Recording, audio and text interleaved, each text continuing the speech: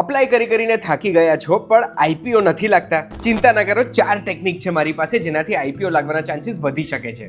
Technique number 1, multiple demat account use કરો. હવે same PAN card વાળા વ્યક્તિના અલગ અલગ એપમાંથી જો તમે એપ્લિકેશન કરશો તો સેમ પેન હશે ને તો તમારી એપ્લિકેશન રિજેક્ટ થઈ જશે. એટલે એક જ પેન નંબર વાળા ડીમેટ એકાઉન્ટ છે એનાથી મલ્ટિપલ એપ્લિકેશન ના કરતા, પણ તમારા ઘરમાં જે ફેમિલી મેમ્બર્સ છે એ ફેમિલી મેમ્બર્સના પેન નંબર અલગ હશે.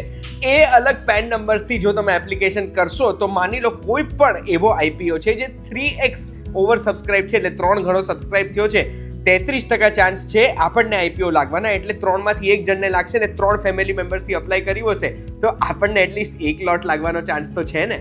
બીજું, વહેલું અપ્લાય કરો યાર. છેલ્લા દિવસે અપ્લાય કરશો અને એમાં યુપીઆઈમાં કોઈ પણ પ્રોબ્લેમ થશે કે પછી પેમેન્ટ ફેલિયર થશે તો તમારી એપ્લિકેશન રિજેક્ટ થઈ જશે. એના કરતાં વહેલું અપ્લાય કરો એટલે પેમેન્ટમાં કોઈ પણ ઇશ્યુ આવે ને તો આપણી એપ્લિકેશન રિજેક્ટ ના થાય. પછી જો એપ્લિકેશનમાં 1થી વધારે લોટમાં અપ્લાય કરીએ છીએ તો એનાથી કંઈ આપણા ચાન્સીસ વધવાના નથી.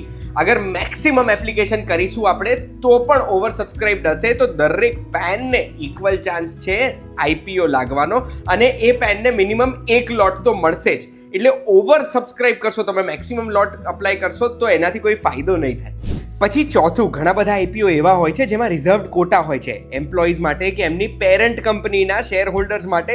એના કોટા રિઝર્વડ હોય તો એપ્લિકેશન કરતી વખતે આ વસ્તુ તમે ધ્યાન રાખશો ને પ્રોપર સિલેક્ટ કરશો ને કે તમે કયા કોટામાં અપ્લાય કર્યું છે તો કદાચ ચાન્સીસ વધી શકે છે. હવે ઓવર સબસ્ક્રાઇબ્ડ હોય આઈપીઓ તો લોટરી સિસ્ટમથી જ સિલેક્ટ થતું હોય છે કે કોને આઈપીઓ લાગશે. એટલે આ 4 ટેકનિક યુઝ કરીને તમે તમારા ચાન્સીસ વધારી શકો છો. અને બાકી સારા કર્મો કરજો. સારા કર્મો કરશો ને તો કદાચ આપણી ચિઠ્ઠી પણ ઉપડી શકે ને આપણને આઈપીઓ લાગી શકે. આ વિડીયોથી કંઈક નવું જાણવા મળ્યું હોય તો આવી જ વિડીયોઝ માટે ફોલો બટન દબાવી દો.